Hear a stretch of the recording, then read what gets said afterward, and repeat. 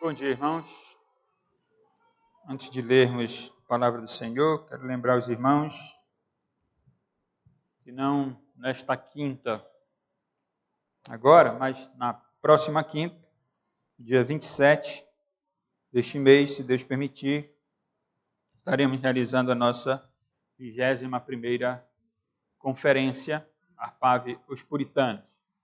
Esse ano, o tema da conferência é a ética cristã e a lei de Deus. Então, nós vamos começar na quinta, dia 27 de junho, teremos sexta e sábado, conferências, e à noite, domingo pela manhã, e domingo à noite, nós teremos o nosso culto, como sempre temos, com a pregação da palavra. A conferência será na quinta, à noite, dia 27, sexta, dia 28, sábado, 27, quinta, 28, sábado, sexta, 29, no sábado pela manhã e à noite. Quem vai estar nos falando é o pastor William MacLeod, pastor da Igreja Livre da Escócia. Estará conosco também o pastor Kenneth Wisk, vai estar pregando a palavra domingo à noite. Eu tenho uma retificação, vamos a fazer. O presbítero Vinícius, felizmente, não poderá vir. Ele não estará conosco, não será o tradutor do pastor William MacLeod. E virá é o pastor Daniel Silveira. O pastor Daniel é pastor na Igreja Presbiteriana da Herança Reformada, na Bahia. A igreja onde pastoreou o pastor Josafá Vasconcelos, conhecido nosso. O pastor Daniel é que deverá estar vindo para traduzir para nós as conferências, os ensinos do pastor William MacLeod. Então, quinta, irmãos, dia 27 de junho, estaremos iniciando a nossa conferência, se Deus assim permitir. Essa conferência demanda, irmãos, serviço, é bastante trabalho por parte da igreja. Todos têm a oportunidade de servir a igreja, os irmãos e as irmãs que queiram servir em alguma área da igreja, com vistas à realização dessa conferência, os irmãos e as irmãs podem procurar alguns diáconos que estão encabeçando algumas comissões, por assim dizer. Há bastante trabalho, estacionamento, a sala dos preletores, a cantina, enfim, tudo o que envolve a organização da conferência. Os irmãos e as irmãs que quiserem ajudar e fazer parte de alguma comissão, podem procurar o diácono Silas, ou o diácono Emir, ou o diácono Zoênio, o diácono Wilson, o diácono Dilson. E também podem procurar a irmã France e a irmã Francinete. São as duas irmãs também que sempre estão aí ajudando no serviço com os preletores, principalmente no que diz respeito à organização da sala dos preletores, da alimentação deles. Então, os irmãos e as irmãs que quiserem ajudar em alguma área, procurem a irmã França, a irmã Francinete e os diáconos que eu citei há pouco, irmãos. Ok, relembrando acerca da conferência, hoje vamos ler a Confissão de Fé do capítulo 5. Estamos lendo o capítulo 5, antes de lermos a passagem da Escritura que estamos expondo. Temos lido a Confissão desde o início do ano. Estamos lendo o capítulo 5, que trata da doutrina da providência. Capítulo 5, hoje a seção 5. Que diz assim: o muito sábio, justo e gracioso Deus muitas vezes deixa, por algum tempo, seus filhos entregues a muitas tentações e à corrupção do próprio coração deles, para castigá-los pelos seus pecados anteriores ou fazê-los conhecer o poder oculto da corrupção e do dolo do próprio coração, a fim de que eles sejam humilhados, para animá-los a dependerem mais íntima e constantemente do apoio dele, de Deus, e torná-los mais vigilantes contra as futuras ocasiões de pecar, bem como para vários outros fins justos e santos. É o que ensina a seção 5ª, do 5º capítulo da nossa confissão, irmãos, que a soberania de Deus, o poder e o controle de Deus, ele é abrangente, tão abrangente, a ponto de operar até internamente no coração do ser humano.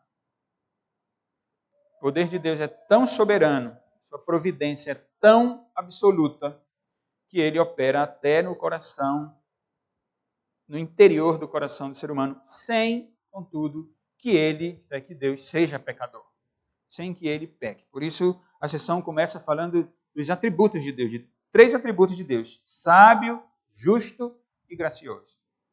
Essa operação de Deus no coração, no interior do coração do ser humano, diz respeito tanto aos descrentes como aos crentes. São as sessões seguintes, a sessão 6 e a sessão 7, que vão tratar exatamente dessa realidade, dessa ação soberana de Deus no interior do coração do homem, sem que Deus seja pecador.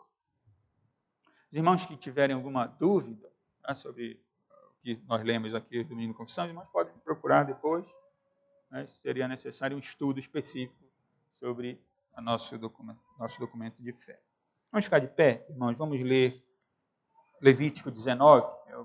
Vamos continuar a exposição e estudo de Levítico 19, texto riquíssimo. E eu vou ler todo o capítulo, como tenho feito nos 2 últimos domingos. Levítico, capítulo 19, é a palavra do Senhor, onde lemos assim: Disse o Senhor a Moisés: fala a toda a congregação dos filhos de Israel e dize-lhes: santos sereis, porque eu, o Senhor, vosso Deus, sou santo. Cada um respeitará sua mãe e o seu pai e guardará os meus sábados. Eu sou o Senhor, vosso Deus. Não vos virareis para os ídolos, nem vos fareis deuses de fundição. Eu sou o Senhor, vosso Deus. Quando oferecerdes sacrifícios pacíficos ao Senhor, oferecê-lo-eis para que sejais aceitos.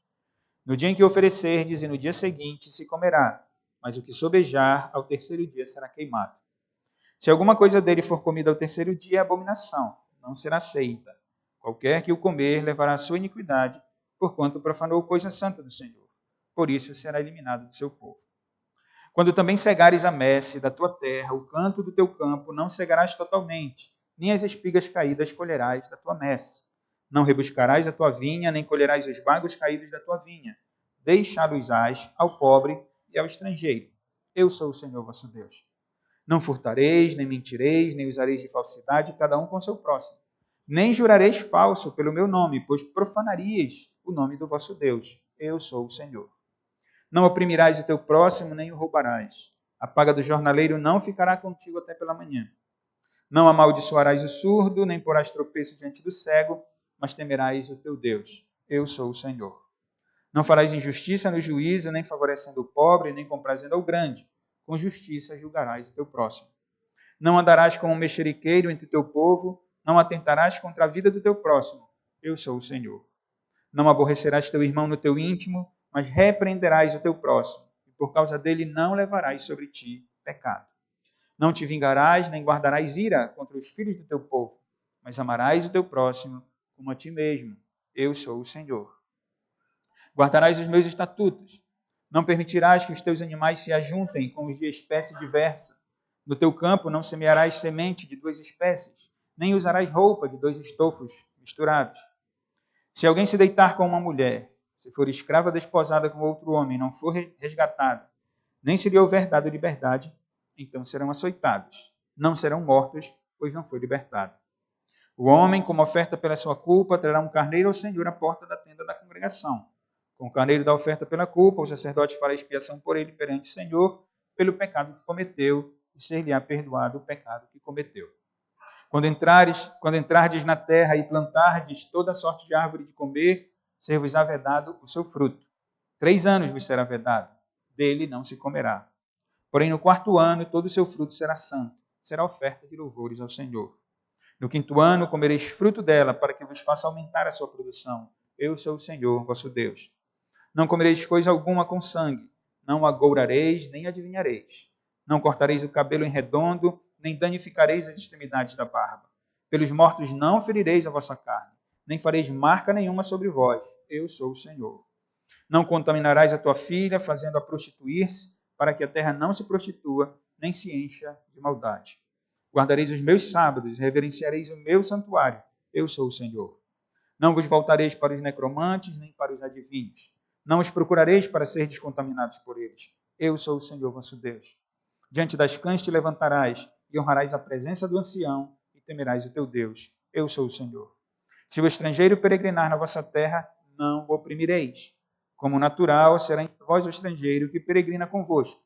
Amá-lo-eis como a vós mesmos, pois estrangeiros fostes na terra do Egito. Eu sou o Senhor vosso Deus. Não cometereis injustiça no juízo, nem na vara, nem no peso, nem na medida. Balanças justas, pesos justos, efa justo e justo in tereis. Eu sou o Senhor vosso Deus, que vos tirei da terra do Egito. Guardareis todos os meus estatutos e todos os meus juízos, e os cumprireis. Eu sou o Senhor. Vamos orar, irmãos, implorar a bênção de Deus para este estudo. Senhor Deus, santo, santo, santo, louvamos o teu nome, Pai. E nesse momento de instrução da tua palavra, te suplicamos a tua bênção especial sobre nós, que o teu Espírito Santo me auxilie na instrução, que o teu Espírito Santo auxilie os irmãos, Senhor, na responsabilidade que eles têm de aplicar a tua palavra ao coração deles, Senhor. Ajuda-nos, pois dependemos de ti, Senhor. Se tu não estiveres conosco, todo o nosso esforço será vão. Então, tem misericórdia, Senhor, de nós. Ajuda-nos nesse momento tão especial. Em nome de Jesus, o teu Filho, nós oramos. Amém. Irmãos, podem sentar. Irmãos, estamos estudando Levítico e temos nos detido, engatado aqui no capítulo 19, pelo fato de ele ser muito rico. Capítulos que começou teve a sessão que teve seu início, na verdade, no capítulo 17, vai até o capítulo 27, até o final do livro de Levítico, é chamado pelos eruditos de Código de Santidade, que diz respeito à ética do povo de Deus, de forma mais simples, como o povo de Deus deve viver neste mundo. Como Israel e nós, como igreja, devemos proceder no que diz respeito à nossa conduta. À luz de toda a revelação bíblica, nós somos salvos em Cristo, assim como Israel foi salvo em Cristo. Israel foi salvo por causa de Cristo, pois não há ser humano no mundo que seja salvo diferente de outro caminho, senão unicamente por meio do sacrifício de Cristo Jesus. Nós fomos salvos por Cristo, irmãos, para sermos santos ao Senhor nosso Deus. Ele derramou o seu sangue puríssimo na cruz do Calvário, para que nós fôssemos santificados por Deus, para que pudéssemos então vivenciar essa alegria e essa bênção de fazer parte do seu povo, de vivermos inteiramente para a glória do seu nome e a promoção do seu reino. Aqui mesmo, em Levítico capítulo 19, os 2 primeiros versos, nós lemos disso: o Senhor a Moisés fala a toda a congregação dos filhos de Israel e diz-lhes: santos sereis, porque eu, o Senhor vosso Deus, sou santo. Esse é o propósito de Deus ao salvar Israel, esse é o propósito de Deus ao dar a Israel a sua lei, os seus estatutos, que nós estamos estudando aqui. Especificamente no capítulo 19, eu acabei de ler e tenho lido, esse é o terceiro domingo que estamos considerando esse capítulo. Deus está dizendo a Israel: sejam santos no culto, sejam santos nos negócios de vocês, no trabalho de vocês, como vimos no domingo passado. E o Senhor ainda diz no capítulo 19, sejam santos nos relacionamentos de vocês, nos relacionamentos interpessoais que vocês têm. Eu pensei que iria concluir Levítico 19 hoje, mas ainda vou gastar mais, pelo menos, o próximo domingo para considerar, irmãos, ainda alguns versículos aqui, porque o que nós encontramos aqui em Levítico 19, além do assunto do culto e dos negócios ou do trabalho, nós encontramos aqui essa ordem do Senhor para que Israel seja santo nos relacionamentos, mas ainda em 3 aspectos. No relacionamento geral, que é o que nós vamos estar considerando hoje, em relacionamentos específicos e ainda num relacionamento que envolve nós e Deus, ou nós mesmos, um relacionamento santo diante de Deus, no que diz respeito à nossa responsabilidade para conosco dentro desse contexto de santidade, dentro dessa realidade onde nós fomos inseridos pelo próprio Deus no meio do seu povo. Então, nós temos ainda aí 3 aspectos para considerar só nesse assunto de relacionamento interpessoal. Eu quero considerar hoje, com a graça de Deus, irmãos, são o versículo 11 e os versos 15 a 18. São esses versos que quero considerar com os irmãos e quero considerar sobre o tema sejam santos amando o seu próximo. Sejam santos amando o próximo. Como eu tenho feito, tenho chamado a atenção para a base da lei, o fundamento, o porquê Israel deve proceder dessa forma. Porque Israel deve viver de modo diferente. Nós não entendemos, nós não buscamos obedecer à lei de Deus partindo de uma compreensão legalista. O que é o legalismo? O que é ser legalista? O legalista é aquele que olha para a lei e quer cumprir a lei, para que, ao cumprir a lei, ele seja considerado por Deus como justo. Para que Deus, olhando para esse homem, para essa mulher, então Deus diga assim, olha, esse homem e essa mulher obedecem à minha lei, então eu me agrado dele. Não é esse aspecto, isso é ser legalista. Isso é ilusão, isso é mentira diabólica. Porque não há um justo sequer, não há ninguém que cumpra a lei. Ao nós lermos a lei de Deus, ao lermos Levítico 19, nós, irmãos, você e eu, somos expostos aos nossos pecados ao lermos Levítico 19. Porque nós encontramos as nossas transgressões sendo denunciadas por Deus no texto. Não há um justo sequer. Não há quem busque a Deus. Todos pecaram e destituídos estão da glória de Deus. O papel da lei não é trazer vida, ou melhor, não é nos salvar, porque eu tenho dito aos irmãos, a lei não salva. A lei não tem o papel de nos justificar, porque a lei não justifica. Há alguns objetivos ou propósitos de Deus ao colocar a lei. Sem dúvida, ao controlar ou amarrar a nossa tendência pecaminosa. Porque quando nós nos deparamos com a lei, nós sabemos o que nós não devemos fazer. A lei tem o papel ainda de revelar o próprio Deus, revelando os nossos pecados, revela o próprio Deus, a sua justiça, a sua santidade, a sua perfeição e revela a nossa imperfeição, a nossa iniquidade, a nossa injustiça e os nossos pecados. E há outro aspecto da lei de Deus, que é nos ensinar o caminho que devemos andar. É o que os estudiosos chamam de propósito didático da lei. Então, quando nós estamos diante da lei, como nós temos estado estudando esses versículos, esse capítulo, o livro de Levítico, como vamos continuar, se Deus permitir, então nós temos que entender que a vontade de Deus é essa para nós. Embora, ainda que não possamos obedecer à lei de modo perfeito. Não podemos obedecer. Não é possível obedecer à lei 100%. Porque aí em nós ainda há natureza pecaminosa. Então entendam isso. Quando nós estamos olhando para a lei, nós não estamos olhando a lei de uma perspectiva legalista, porque nós não somos legalistas. Nós não queremos obedecer a Deus para sermos justificados diante de Deus, porque a Bíblia diz que nós somos justificados unicamente, ou mediante a fé. Nós somos justificados mediante a fé, porque Deus nos deu a fé.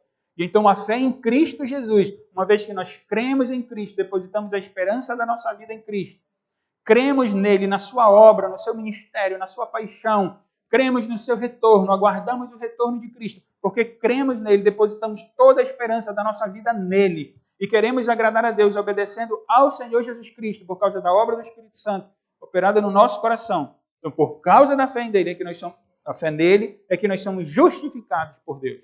Não é pela lei, não é por obra. E a Bíblia diz para que nenhum homem se glorie, para que ninguém bata no peito e diga, olha como eu cumpro a lei, eu vou ser salvo porque eu cumpro a lei. Não, ninguém será salvo pela lei.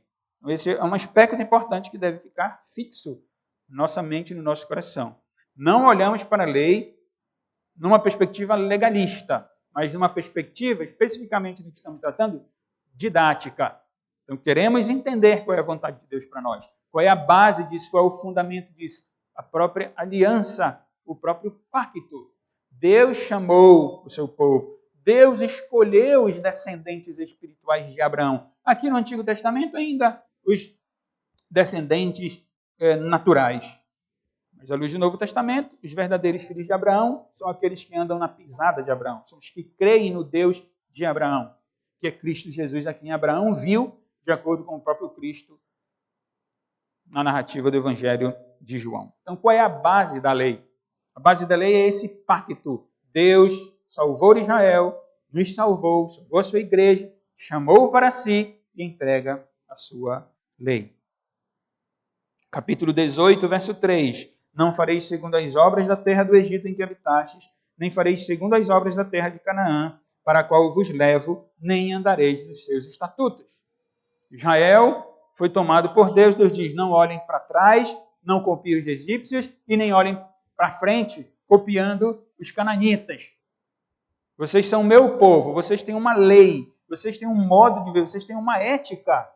E vocês não podem viver como os outros vivem. No capítulo 20, versículo 22, o Senhor disse, guardai, pois, todos os meus estatutos e todos os meus juízos e cumpri-os, para que vos não vomite a terra para a qual vos levo para habitar nela. Não andeis nos costumes da gente que eu lanço diante de vós, porque fizeram todas estas coisas, por isso me aborreci deles. Mas a vós outros vos tenho dito, em herança possuireis a sua terra, e eu vou-la darei para possuirdes, terra que mana leite e mel, eu sou o Senhor vosso Deus. O verso 26, o aspecto de sal da terra e luz do mundo. Ser-me-eis santos, porque eu, o Senhor, sou santo, e separai-vos dos povos para serem meus. Igreja, irmãos, irmãs, jovens, crianças estão conosco, entendam isso. Nós somos propriedade de Deus, nós temos a nossa lei, a lei de Deus. Nós não temos que andar como os pagãos andam. Nós não temos que copiar os nossos colegas da universidade, o nosso vizinho. Nós não temos que copiar os nossos professores. Nós não temos que copiar os governantes, sendo ímpios, porque nós temos uma lei. Nós fazemos parte de um povo que é santo. E que por servir ao Deus santo, sendo santo, esse povo deve andar de conformidade com a vontade de Deus revelada. E nós temos a vontade de Deus revelada claramente no que diz respeito à nossa ética, no que diz respeito ao nosso proceder, como nós, sendo igreja de Cristo, servos do Deus vivo, devemos andar, devemos caminhar. E a Bíblia nos ensina, e aqui em Levítico, nos versos que eu quero considerar com os irmãos, a Bíblia nos ensina, o Senhor nos ensina, por sua palavra, que Israel, que a igreja, que nós devemos amar o nosso próximo. O ímpio não ama o seu próximo. O amor dele é fruto da graça comum. Porque Deus limita o ímpio. Mas a igreja tem que ser sal da terra e luz do mundo. A igreja anda diferente, a igreja tem que amar o seu próximo. Percebam aqui nos versos que vamos considerar, versículo 11. Não furtareis, nem mentireis, nem usareis de falsidade, cada um com o seu próximo. Versículo 15. Não farás injustiça no juízo, nem favorecendo o pobre, nem comprazendo ao grande. Com justiça julgarás o teu próximo. 16. Não andarás como mexeriqueiro entre teu povo, não atentarás contra a vida do teu próximo. Eu sou o Senhor. Verso 17. Não aborrecerás teu irmão no teu íntimo, mas repreenderás o teu próximo. E por causa dele não levarás sobre ti pecado. E verso 18. Não te vingarás, nem guardarás ira contra os filhos do teu povo, mas amarás o teu próximo como a ti mesmo. Eu sou o Senhor. Como é que nós, como igreja, devemos andar neste mundo no que diz respeito a isso? Como nós devemos nos relacionar com o nosso próximo? Como devemos nos relacionar com o nosso irmão? Amando esse irmão. Amando o próximo. Os judeus, na sua prepotência, durante o desenvolvimento da sua história, interpretaram que o próximo deles, ou os próximos deles, eram os próprios judeus. Os irmãos sabem e conhecem bem a prepotência daqueles judeus que não entenderam o Evangelho de Cristo. Eles se veem como povo exclusivo, como nação exclusiva, não compreendendo que a exclusividade da sua nação era propósito de Deus na história da redenção. E o propósito primeiro e original de Deus era alcançar toda a terra por intermédio deles. Mas não que eles, apenas eles, fossem o povo de Deus. Esse é o propósito de Deus quando se revela a Abraão.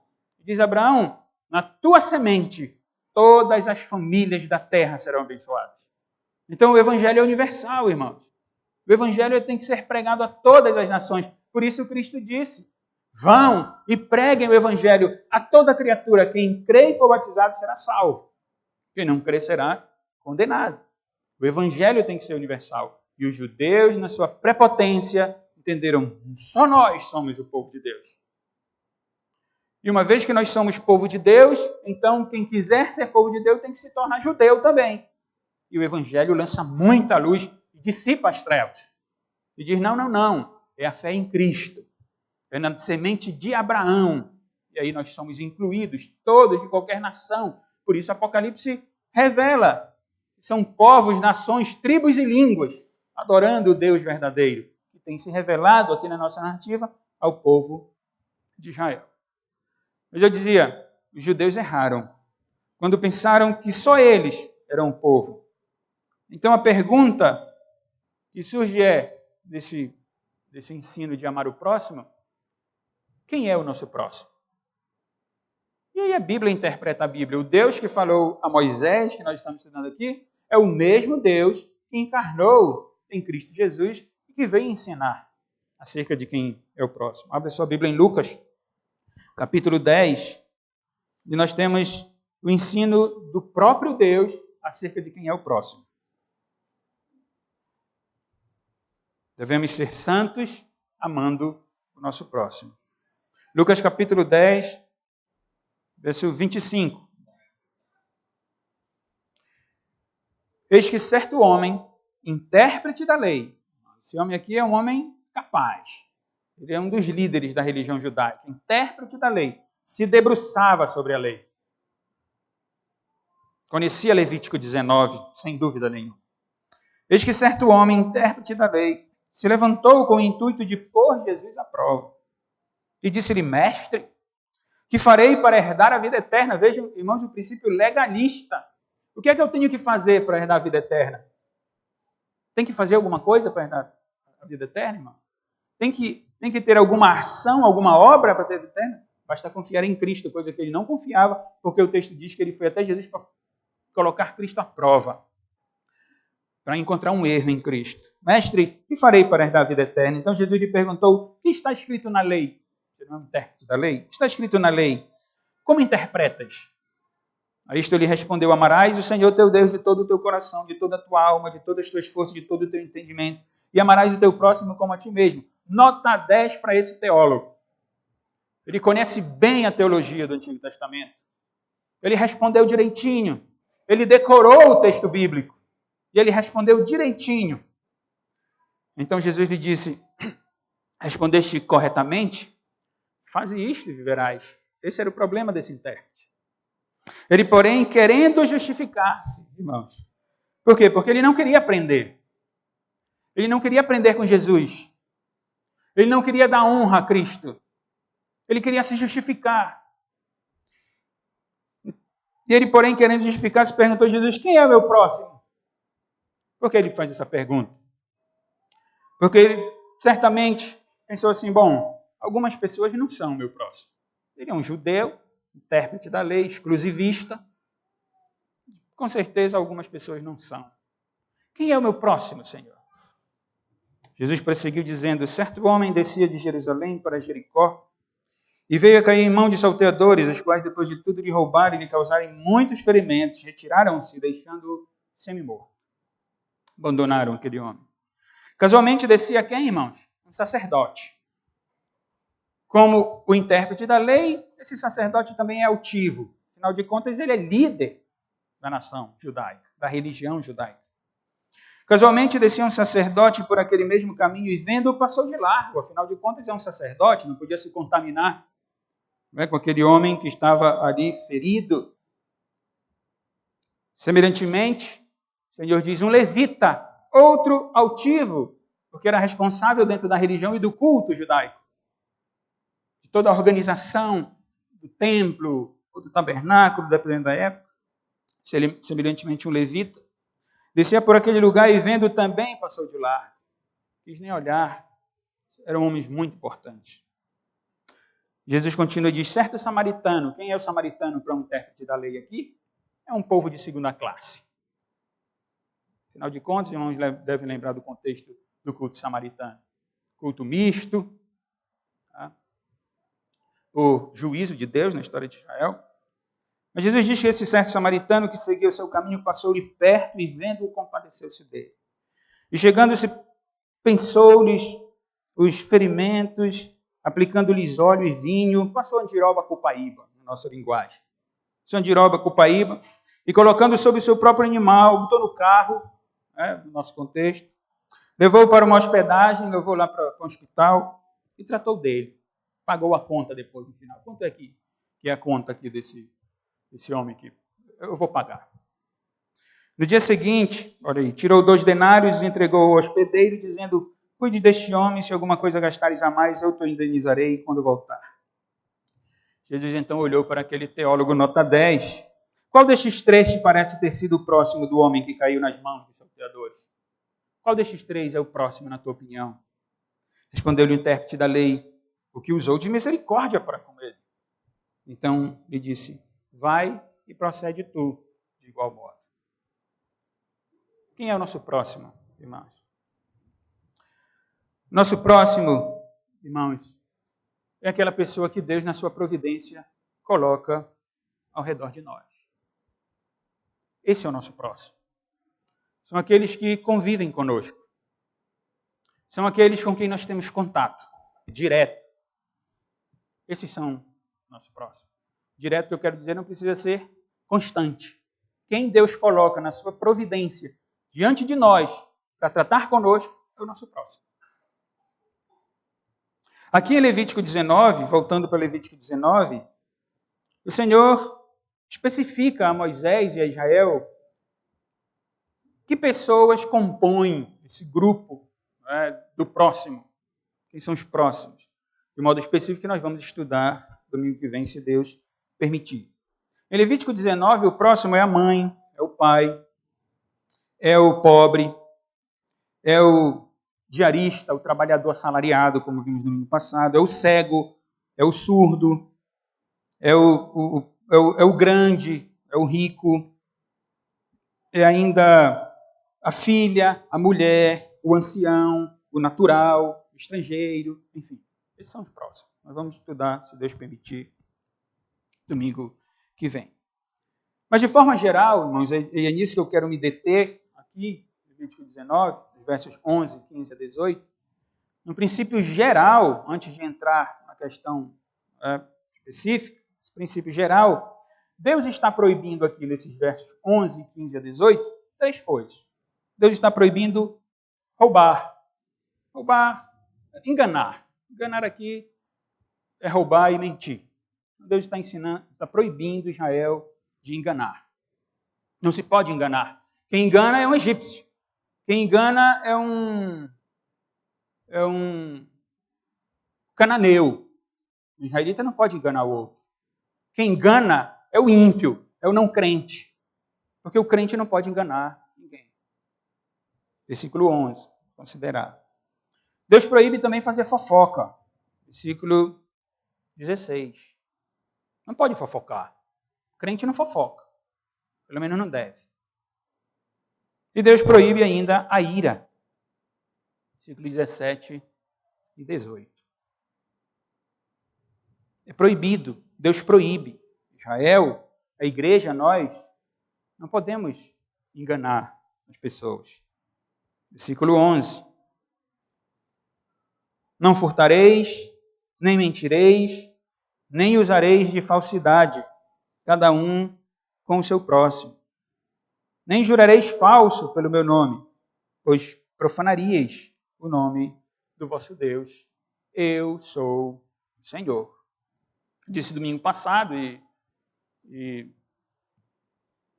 quando tive a oportunidade de pregar Êxodo capítulo 3, o momento em que Deus chama Moisés e se revela a ele como eu sou, o vocábulo Jeová, o Yahvé, ou Senhor, em caixa alta, como a nossa versão traz, abrange não apenas o aspecto soberano, santo, onipotente de Deus, mas o seu aspecto presente também, como Deus Emanuel, como aquele que está no meio do povo, que é o que Levítico vem demonstrando. Quando Deus diz, olha, vocês têm que ser santos porque eu sou santo, vocês não podem enganar, vocês não podem mentir, porque eu sou o Senhor, eu sou todo-poderoso, eu sou o único Deus verdadeiro, eu sou soberano, eu dirijo as coisas e eu estou no meio de vocês. É por isso que Israel não pode viver de forma como o mundo, porque Deus habita no meio de Israel. A igreja não pode viver como o mundo, porque Deus habita no meio da igreja. E Deus não pode habitar onde há iniquidade. Deus não pode habitar, Deus não pode agir onde há rebeldia contra a sua lei. Rebeldia deliberada. Aqui e ali nós vamos tropeçar e vamos errar e vamos pecar. E quem disser que não tem pecado é mentiroso, diz o apóstolo João. Mas isso é uma coisa. Todos nós temos que bater no peito e dizer, eu peco contra a lei de Deus. Isso é uma coisa. Outra coisa é viver deliberadamente no pecado contra a lei de Deus. O Senhor está proibindo, irmãos, o que ele já havia proibido no 8º e 9º mandamentos. Êxodo capítulo 20. Deus proíbe, irmãos, o enganar, o mentir, o roubar, o julgar errado. Claro que o julgamento aqui diz respeito aos homens responsáveis pelo julgamento. Como Israel, nesse contexto, é uma nação teocrática, é uma nação teonômica, está ligado ali o Estado e Deus, então o juiz é o sacerdote é o juiz. No nosso contexto, a igreja é o conselho da igreja. Não vou aplicar para os juízes do STF, pode até ser aplicado para eles, mas que eles entendam, né? Não estou desprezando, mas que eles fiquem para lá agora, porque nós estamos tratando com a igreja. E o juízo da igreja é o conselho da igreja, porque são os presbíteros, juntamente com os pastores, presbíteros e pastores, são que decidem as coisas na igreja, são os que julgam os irmãos na igreja. E o texto diz que não se pode ser parcial no juízo. Não se pode enganar, mentir, né? Está claro aqui, não furtareis, roubar é enganar, porque você é pegar algo de forma geral para toda a igreja, né? No princípio geral, roubar, enganar, mentir, agir com falsidade. E no que diz respeito ao julgamento, aqueles que são colocados por Deus na condição de juízes. Eu estava dizendo no conselho da igreja. E o mandamento é claro quando diz que não se pode julgar com parcialidade. Não se pode julgar a favor do pobre por ele ser pobre. O pobre aqui não significa apenas, irmãos, pobre, na verdade não é num sentido de necessidade extrema, mas é no sentido de comparação com alguém. Então, o texto diz, você não tem que priorizar o pobre, né? Ou valorizando o rico. Então, pobre e rico acaba sendo relativo aqui, quem tem mais e quem tem menos, essa é a questão. Não se pode dar a razão para alguém, porque não, mas ele tem menos, ele é mais necessitado. Não. Ou, não, mas esse aqui é grande, esse aqui é o rico, esse aqui... Não, então, nós vamos... Não, isso não pode. Não é essa questão para julgar algo. Se julga o fato. Os fatos são julgados. Não interessa se é rico ou pobre. O que interessa é o fato a ser julgado. E aqueles que são representantes de Deus, nesse sentido, da administração do povo de Deus, que é a igreja, esses devem agir com os fatos, com aquilo que é real. E, à luz da Escritura Sagrada, exercer a justiça, o juízo, como a Bíblia ordena. Por isso o Senhor diz, nem jurareis falso pelo meu nome, porque no contexto de Israel o juramento era estava diretamente ligado com o nome de Deus, porque era em nome do Senhor, como o conselho faz quando ora, como a igreja faz quando se reúne, é em nome do Senhor. Então, se a igreja age de forma errada, então ela está profanando o nome de Deus, ela não está revelando o Deus santo, justo, verdadeiro, e ela profana o nome de Deus.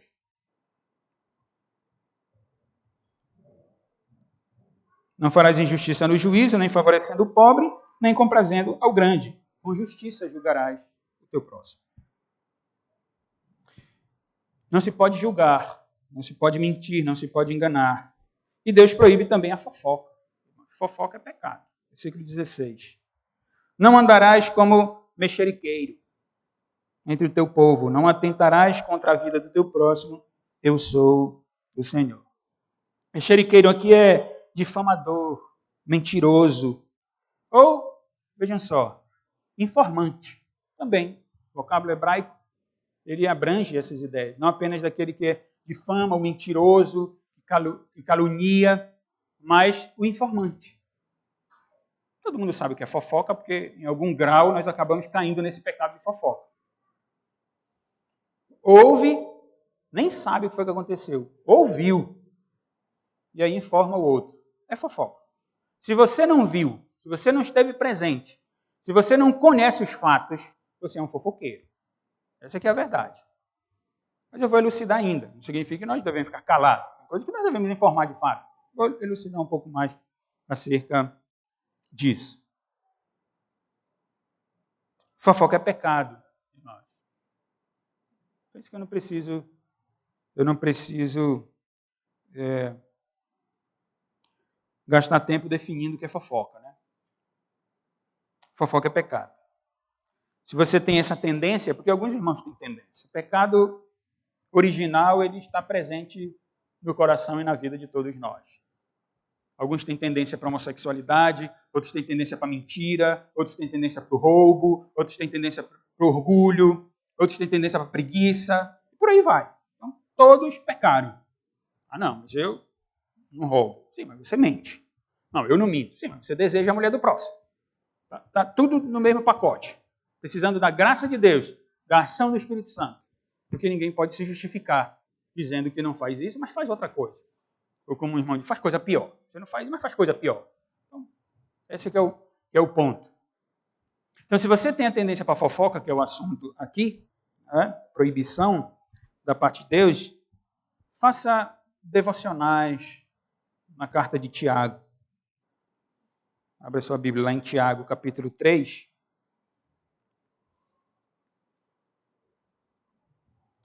Tiago, capítulo 3,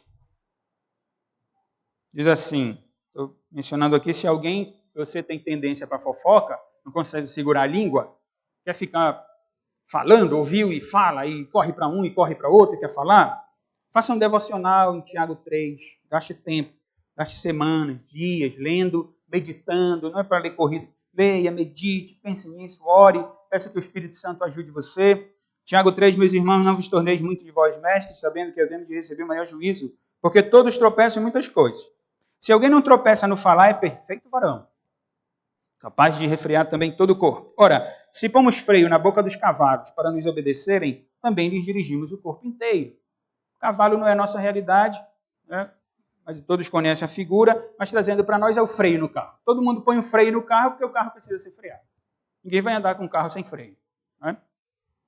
Ora, se pomos freio, trazendo para nós no carro, né, para andar direitinho, para não bater, e aí dirige todo o carro, observai, versículo 4, igualmente os navios, que sendo tão grandes e batidos de rígidos ventos, por um pequeníssimo leme, são dirigidos para onde queira o impulso do timoneiro. Para onde o piloto dirigir o navio, o barco, é o lemezinho que vai direcionando. Pequeno. O navio é grande.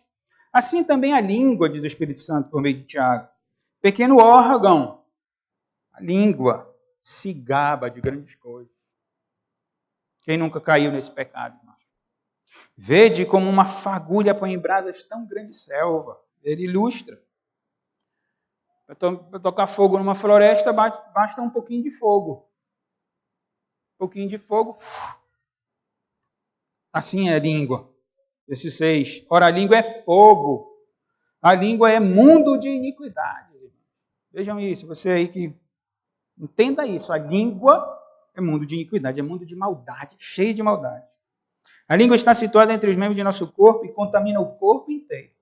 E não só põe em chamas toda a carreira da existência humana, como também é posta ela mesma em chamas pelo inferno. Pois toda espécie de feras, de aves, de répteis, de seres marinhos se doma e tem sido domada pelo gênero humano. Aí está. O homem domina elefante, domina leão, domina tigre, domina tudo. A língua, porém, versículo 8, nenhum dos homens é capaz de domar. É mau, incontido, carregado de veneno mortífero. É a língua da cobra, venenosa. Com ela, bendizemos ao Senhor e Pai. Também com ela amaldiçoamos os homens, feitos à semelhança de Deus. De uma só boca procede bênção e maldição. Meus irmãos, não é conveniente que estas coisas sejam assim. Acaso pode a fonte jorrar do mesmo lugar o que é doce e o que é amargo? Acaso, meus irmãos, pode a figueira produzir azeitonas ou a videira figos? Tampouco. Fonte de água salgada pode dar água doce. A língua é fogo. Não sei se os mais novos usam, mas a mamãe dizia, esse menino é fogo. Quando dizia isso é porque coisa boa não era. É fogo. A língua é fogo. E nós devemos fugir daquelas pessoas que amam a fofoca. Provérbios 20, 19. O mexeriqueiro revela o segredo. Portanto, não te metas com quem muito abre os lábios. Existe fofoqueiro porque sempre tem alguém para ouvir o que o fofoqueiro conta. Sempre tem alguém. Se todo mundo fechasse os ouvidos para os fofoqueiros, a fofoca não ia proliferar. É necessário tapar o ouvido. Ô, irmão, não quero saber não, irmão. Não quero saber não. Fofoca é fofoca. É pecado. Então Deus proíbe enganar, mentir, julgar de forma equivocada. Deus proíbe a fofoca. E terceiro e último lugar, Deus proíbe, irmãos, a ira. Levítico 19, versículos 17 e 18. Não aborrecerás teu irmão no teu íntimo.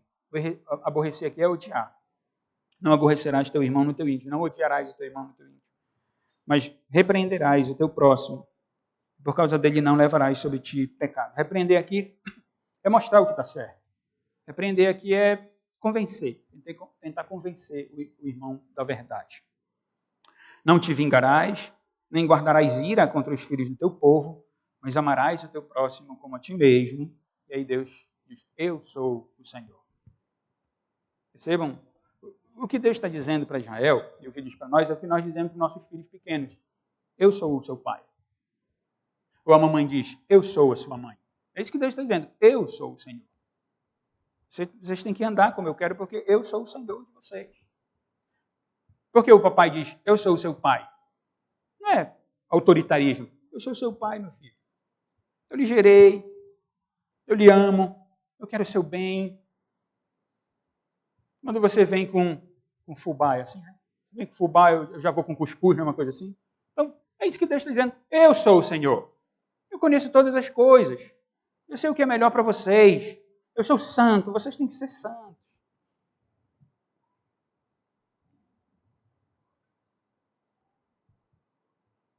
Não fique irado, não se vingue. Guardar rancor, irmãos, e não perdoar um irmão é algo satânico. Anotem isso aí. Guardar rancor contra um irmão e não perdoar é algo satânico e pode levar você para o inferno. Não, pastor, justificado. Uma vez, você vai para o inferno se você não perdoar o irmão.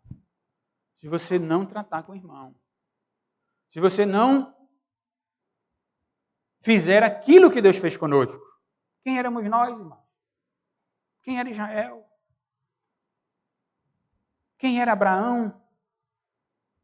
Quando Deus chama Abraão, Abraão vem de um contexto da família politeísta. Não tinha papai nem mamãe para dar algo para ele. Ele estava no contexto do politeísmo. Josué 24, se eu não me engano, lança a luz sobre o chamado de Abraão em Gênesis. Quando chama ali, entre os seus ascendentes, Tera, ele era politeísta ali, na prática de todos os povos pagãos. Deus chama Abraão, Abraão, vou te abençoar, Abraão, serei teu Deus, tua descendência será numerosa, todas as famílias da terra serão benditas, a tua descendência, anda no meu caminho. Abraão, circuncida teu filho, Abraão, vou te dar filhos. Abraão, o teu povo vai crescer. Abraão, Abraão, estamos nós aqui. Filhos de Abraão espalhados pela terra na nossa era. E Deus está dizendo, vocês devem agir como eu estou dizendo que vocês devem agir. Não se vinguem, não guardem rancor e nem ira contra um irmão. Eu dizia, eu vou já mostrar o texto bíblico que prova isso. Porque se você guarda rancor e ira contra o irmão, você pode ir para o inferno. Antes de ler o texto que fala do inferno, Paulo escreve aos Gálatas, no capítulo 6, e diz assim, irmãos, se alguém for surpreendido em alguma falta, vós que sois espirituais, corrigiu. Corrigiu como? Com espírito de brandura. E guarda-te, para que não sejas também tentado. Vocês são espirituais, Paulo diz aos Gálatas. Então, se alguém tem alguma falta, trate com brandura esse irmão. Está falando de relacionamento interpessoal.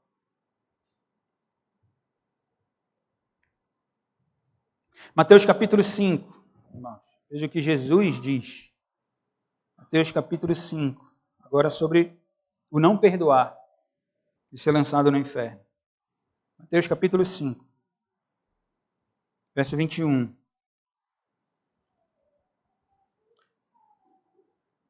Ouvistes que foi dito aos antigos, não matarás, e quem matar estará sujeito a julgamento. Eu, porém, vos digo, o Senhor não está contrastando ou contradizendo, melhor, a lei, mas ele está se opondo à interpretação judaica da lei. As escolas judaicas, as escolas teológicas dentro do judaísmo, que entendiam literalmente o texto apenas, porque é literal, mas também tem o seu aspecto mais amplo. Entendeu? Não pode matar. Então, eu não matei ninguém, estou justificado. Deus se agrada de mim, estou cumprindo a lei. Jesus diz, eu, porém, vos digo que todo aquele que, sem motivo, se irar contra seu irmão, estará sujeito a julgamento. E quem proferir um insulto ao seu irmão, estará sujeito a julgamento do tribunal. E quem lhe chamar tolo, estará sujeito ao inferno de fogo. Inferno. Jesus continua. Se, pois, ao trazeres ao altar a tua oferta, vamos trazer para nós de novo, se no domingo de manhã você for lá para a igreja, ou domingo à noite você for lá para a igreja cultuar a Deus, ou na quarta-feira você ir para a reunião de oração, para orar com os irmãos, ali te lembrares de que teu irmão tem alguma coisa contra ti, deixa a gente voltar a tua oferta. Não vai para o culto, não vai para a reunião de oração, não vai no domingo de manhã, não vai no domingo à noite, sem antes, não é para deixar de vir não, antes de vir, tá? Vai primeiro reconciliar-te com teu irmão. E então voltando, faz a tua oferta. Então voltando, aí ora com os irmãos na igreja. Aí voltando, vai para o culto domingo de manhã. Aí voltando, vai para o culto à noite. Entre em acordo, sem demora com o teu adversário. Ele usa o termo de inimigo, como se fosse alguém inimigo. Enquanto estás com ele a caminho, para que o adversário não te entregue ao juiz. Quem é o juiz, irmão? O juiz é Deus. O juiz é o oficial de justiça, seu auxiliar, que é o termo da legislação. E sejas recolhido à prisão. De verdade te digo que não sairás dali enquanto não pagares o último centavo. Há juízo, irmão, da parte de Deus. As pessoas brincam com rancor. As pessoas brincam com ódio. Mas isso é de ímpio. Isso é de pagão. Isso é de egípcio.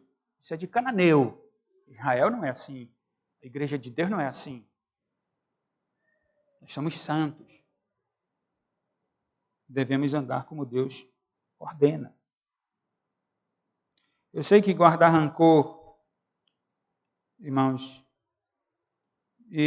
ou melhor, eu sei que esse assunto de rancor, de ira, de pedir perdão é um assunto difícil. Porque nós somos orgulhosos. Ah, mas eu não fiz nada. O irmão que é fraco. Ficou magoado porque ele quis. Ora, irmãos, isso não tem fim. Isso não tem fim. Se eu quiser me justificar, eu vou sempre me justificar. Sempre. Mas devemos buscar a graça de Deus. Devemos buscar a graça de Deus, entendendo o que o Espírito diz à igreja. 1 de João, capítulo 2, verso 9. Aquele que diz estar na luz e odeia seu irmão, até agora está nas trevas. Versículo 11. Aquele que odeia seu irmão está nas trevas e anda nas trevas e não sabe para onde vai, porque as trevas lhe cegaram os olhos. Está cego, está no escuro. Está no escuro. Porque ele tem a lei diante dele, a Bíblia na casa dele, o pastor prega a Bíblia. Eu estou com uma biblona, só abrindo parênteses, porque eu sou cego, viu? Meu óculos tem que mudar aí, só para fechando parênteses aqui. Por isso que eu estou com a biblona. Não é para nada mais além disso. Aí o irmão tem a Bíblia na casa dele, lê, o irmão vem para a igreja, o pastor está pregando a Bíblia que ele tem e ele não vê. Por quê? Porque ele está no escuro, ele é cego, ele não consegue ver. Ele diz, eu estou na luz, mas ele está nas trevas. Eu sigo Jesus, a luz do mundo, mas está cego, está nas trevas, porque ele não consegue perdoar o irmão. Ele não consegue amar o irmão. 1 de João 3,15, todo aquele que odeia seu irmão é assassino. Ora, vós sabeis que todo assassino não tem a vida eterna permanente em si. Por isso eu disse, vai para o inferno sim. É a Bíblia que diz. Não se engane. Não se engane. Qualquer pecado, irmãos, qualquer pecado amado, sendo Senhor da nossa vida, nos lança ao inferno. Não interessa se você tem tempo de crente, não interessa se você é filho, neto, irmão, primo de presbítero, de pastor, não interessa. Tem que viver de forma santa, agradando a Deus, obedecendo o mandamento do Senhor. É assim que Deus ordena.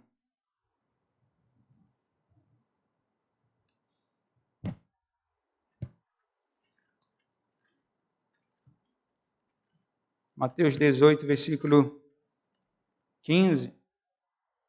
O Senhor disse, teu irmão pecar contra ti, vai arguí-lo entre ti e ele só. Se ele te ouvir, ganhaste a teu irmão.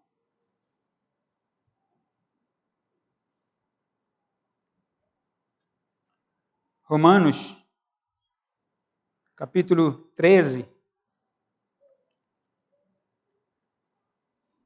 A parte, Romanos 13 está na parte prática da epístola.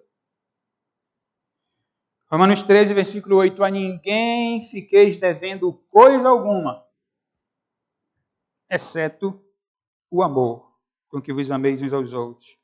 Pois quem ama o próximo tem cumprido a lei.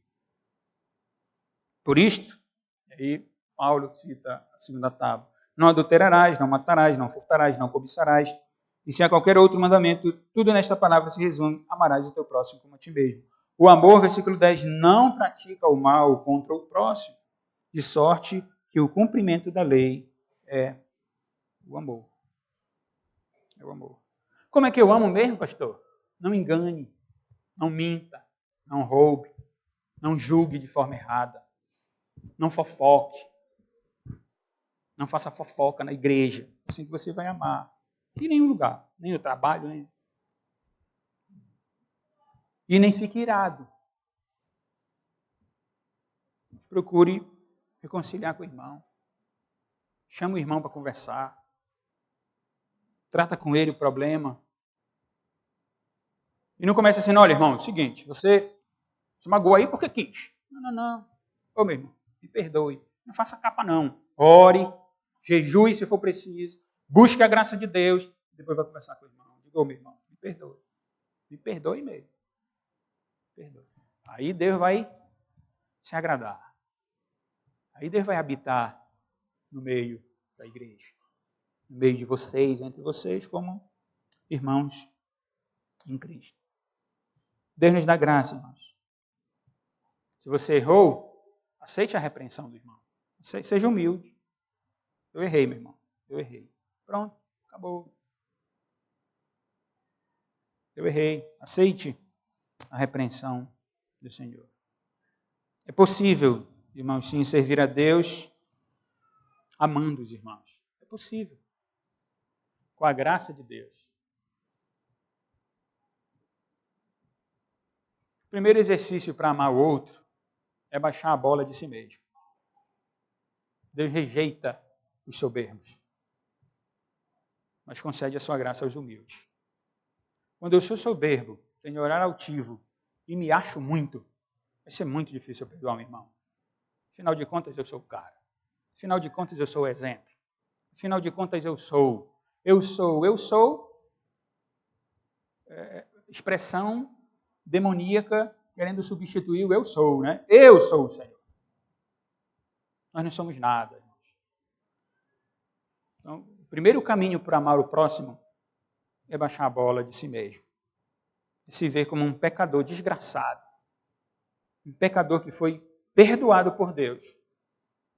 Que não tem dignidade própria. E foi objeto, alvo da graça amorosa de Deus. Quando eu olho para o meu irmão, eu digo, o meu irmão também foi alvo da misericórdia e da graça de Deus. O meu Deus, que é justo juiz, que é soberano, que me perdoou, miserável pecador, perdoou esse irmão, não julgou esse irmão, não condenou esse irmão. Eu não posso fazer isso. Eu não posso condenar meu irmão. Não posso.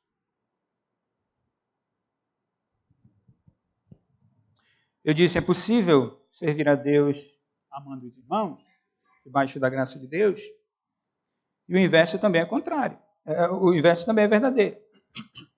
É impossível servir a Deus, é impossível servir a Deus e odiar o irmão. É impossível cultuar a Deus odiando o irmão. É impossível trabalhar para Deus e odiar o irmão. É impossível. Não há possibilidade nenhuma. Novamente o apóstolo João, o apóstolo do amor. Se alguém disser, amo a Deus, e odiar seu irmão, é mentiroso. Pois aquele que não ama seu irmão a quem vê, não pode amar a Deus a quem não vê. Ora, temos da parte dele este mandamento, que aquele que ama a Deus, ame também seu irmão. Eu não quero justificar o pecado de ninguém, nem frieza espiritual de ninguém, nem cansaço eclesiástico de ninguém. Mas nós devemos reconhecer que algumas pessoas saem da igreja por falta de amor nosso. Porque nós levantamos... Não, nós não levantamos as mãos, né? Porque nós fechamos os olhos no máximo, está todo mundo quietinho no seu canto, cantando hinário, cantando livro de cântico, e não olha para o irmão que está do lado. Como? Como? Aí o irmão vai dizer, peraí, mas ele ama a Deus, ele serve a Deus, ele exalta a Deus, e não olha para mim, não fala comigo, não se preocupa comigo. Ou ele está errado ou eu estou errado. Não dá para ficar junto. Deixa eu seguir meu caminho, porque eu vou seguir. Dependendo de quem seja, ele ainda vai dizer assim, ele não vai sair. Não vai mesmo. Então eu tenho que sair. E sai, irmão. E sai. Cuidado. Isso é para mim, viu, irmão? A palavra de Deus é a espada de dois gumes. Ela corta dos dois lados. Ela corta primeiro aqui, ó. Durante a semana, quando eu estou estudando, orando, lendo, a espada está cortando aqui primeiro. Ame. Cuide do irmão. Valorize o irmão. Porque se você diz que adora a Deus, prega a palavra de Deus, fala do amor de Deus, fala da lei de Deus, e não ama o irmão, você é mentiroso. Você não está adorando a Deus, você não está servindo a Deus. Sejam santos, amando o próximo. Deus fez um pacto conosco. Deus nos salvou em Cristo, nos colocou no seu povo, nos dá a sua lei, que diz: amem o próximo. Amem o próximo. Sejam santos amando o próximo. Não enganem. Longe de vocês a mentira, a falsidade.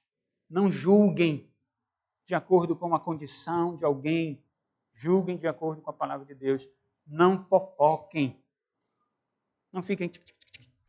Oi, o que o irmão falou? Não façam isso. Foi, irmão? Vou levar para o presbítero. Não está vendo alguma coisa? Se tem algum problema, então vamos levar para o conselho da igreja. E você assim aqui, meu irmão? A Constituição diz isso, viu? Será bom se nós tivermos essa prática, não é, presbítero? O irmão está assim aqui, irmão, é constitucional isso, né? Assim aqui, o irmão diz, aconteceu isso, então assim aqui, o irmão está trazendo a denúncia. Já procurou o irmão? Já conversou com o irmão? Já? Então traga aqui. Vamos tratar do assunto. Isso acaba rapidinho, não é, irmão? Se for fofoca, vai acabar rápido. Mas se ficar ouvindo, foi mesmo. Olha, está sabendo aquele irmão? Olha, irmão. Olha o pastor. O presbítero. Irmãos, sabe com a fofoca. Bom? Não enganem, não roubem, nada de mentira, não fazem fofoca e não se irem contra o irmão. Trate com o irmão. 3 coisas que devem ficar para nós encerrarmos. Primeiro, tem que ser primeiro. Observe a lei de Deus. Observe a lei de Deus. Você tem observado a lei de Deus? Não tenho tempo, pastor. Não dá. Mas assiste Netflix, posta um monte de coisa no Facebook, vive no WhatsApp e não tem tempo para observar a lei de Deus. Como é que é isso? Observe a lei de Deus. Observe a lei de Deus. Ela é vida, porque ela revela o Deus da vida. Ela é vida. Não é algo ruim, não é algo pesado de observar. Nós temos o Espírito Santo de Deus. Deus nos chamou para si. Deus nos santifica, Deus atua no nosso coração. Vamos orar, vamos ler a Bíblia, vamos observar a lei do Senhor, buscar a graça de Deus.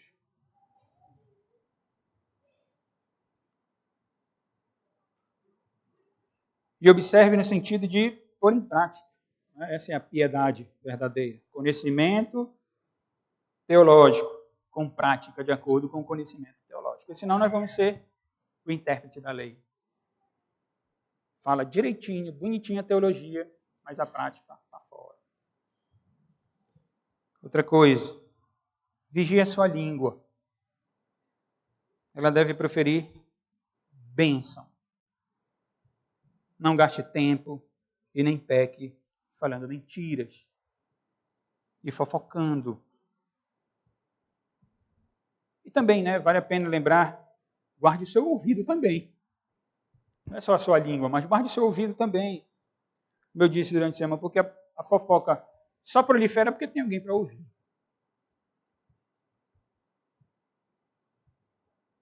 Alguém disse alguma coisa, irmãos? Você viu? Você estava lá? Se não viu, não estava lá, se não sabe o que aconteceu de fato, vai interpretar o acontecimento e vai passar por outro, é fofoca. É fofoca. Não é assim que tem que acontecer em Israel, na igreja de Deus. Primeiro que se traz alguma coisa que você não tem nada a ver, diga, meu irmão, não tem nada a ver com isso. Não quero saber. Ele vai procurar outro para contar fofoca. Você viu, você estava lá, é algo sério, então vá tratar com o irmão, converse com o irmão. Mateus 18, é claro nisso. Ganhou o irmão, reconheceu o erro ou alguma coisa, pronto. Está sanado. Não, chame outro irmão mais experiente. Olha, está acontecendo isso aqui, ajude. Não conseguiu? Leve à igreja, leve ao conselho da igreja. E por aí vai. Tem um caminho, irmão. Tem um trâmite para que a igreja ande bem. Em terceiro e último lugar, não fique irado, não é? Mas ame o seu irmão. Vingança pertence ao Senhor. Vingança de Deus. Ande na luz do Senhor e viva em paz com seu irmão. Fique em paz com seu irmão. Busque seu irmão hoje. Não espere para amanhã, não. Fale hoje com ele.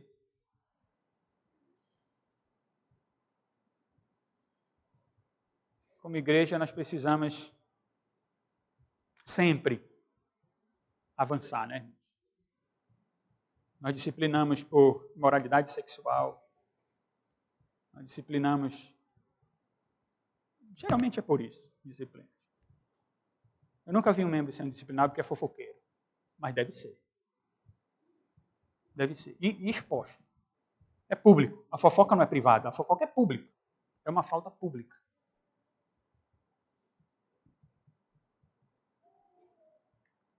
Eu estou concluindo, né? Mas não vou me estender, não. Só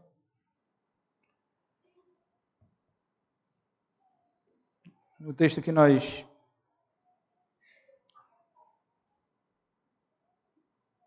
consideramos aqui,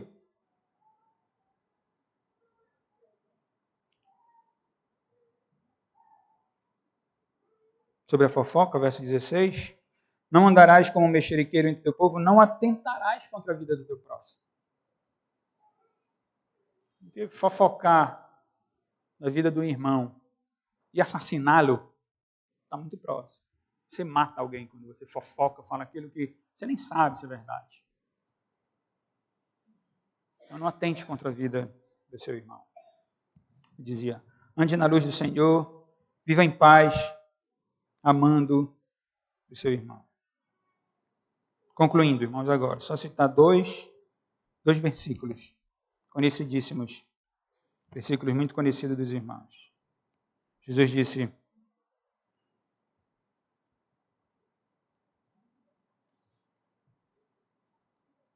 João capítulo 13, versos 34 e 35.